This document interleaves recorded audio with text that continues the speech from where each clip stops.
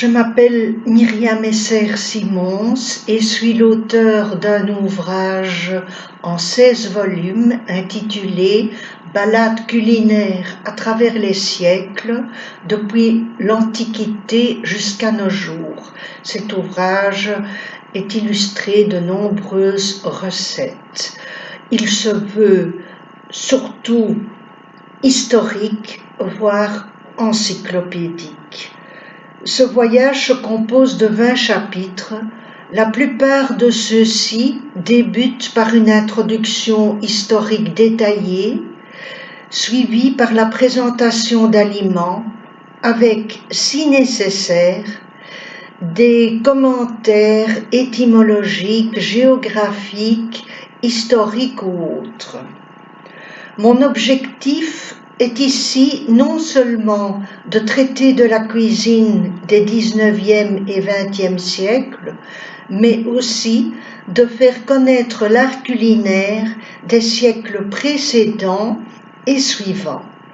De plus, le présent ouvrage ne consiste pas uniquement en une succession de recettes, mais comprend également des paragraphes consacrés à la décoration de la table, au rituel de la présentation des plats, ainsi que des passages éclairant le lecteur sur les aspects étymologiques, historiques, géographiques, folkloriques liés à ces recettes. Ce livre intéressera particulièrement tant les fins gourmets que les lecteurs férus d'histoire de la gastronomie. J'ai voulu montrer tout au long des différents tomes de balades culinaires à travers les siècles que notre 21e siècle est en fait l'héritier de toute une lignée de grands chefs et de traditions culinaires remontant aux temps les plus reculés. Mon ouvrage illustre bien l'évolution qu'a connue la société occidentale depuis le Moyen Âge jusqu'à nos jours, tant en matière de goût, sucré, salé, épicé, que de choix des aliments, viande, poisson, légumes, desserts. Je vais à présent vous lire deux extraits d'un des tomes, le tome 4, troisième partie, l'accompagnement du 5 o'clock tea, les liqueurs et autres boissons d'après-repas. Voici le livre et je vais vous lire donc deux extraits. Tout d'abord, une introduction au 5 o'clock tea, à l'accompagnement du 5 o'clock tea. Le thé pris à 5 heures de l'après-midi est une coutume anglaise qui a été adoptée dans les autres pays européens non anglophones. En effet, au XIXe siècle, la duchesse Anne de Bedford fut l'initiatrice de cette tradition en Angleterre, inspirée par les salons féminins français du XVIIIe siècle, tels ceux de Madame Dudefant ou de Mademoiselle de l'Espinasse. Anne de Bedford réunit donc autour d'elle quelques connaissances en fin d'après-midi en leur offrant pour accompagner le thé diverses pâtisseries, friandises et autres nourritures.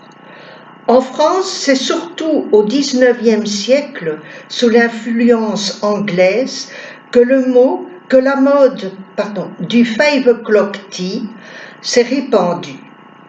Par ailleurs, la Russie tsariste connaissait également la coutume de prendre le thé, en russe tchaï, autour du samovar, en russe samovar.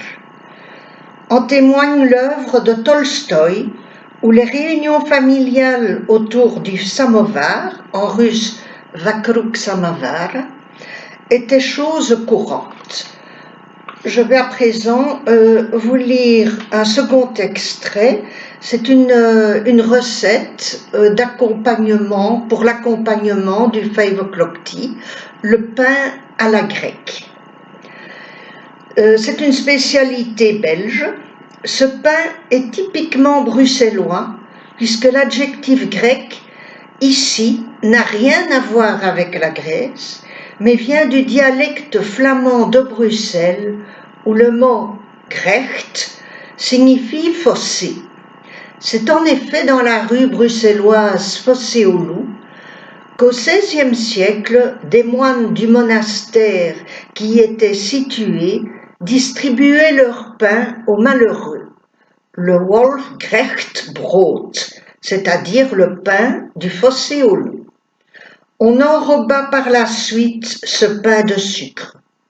Plus tard, le nom commun Grecht se francisa en l'expression à la grecque.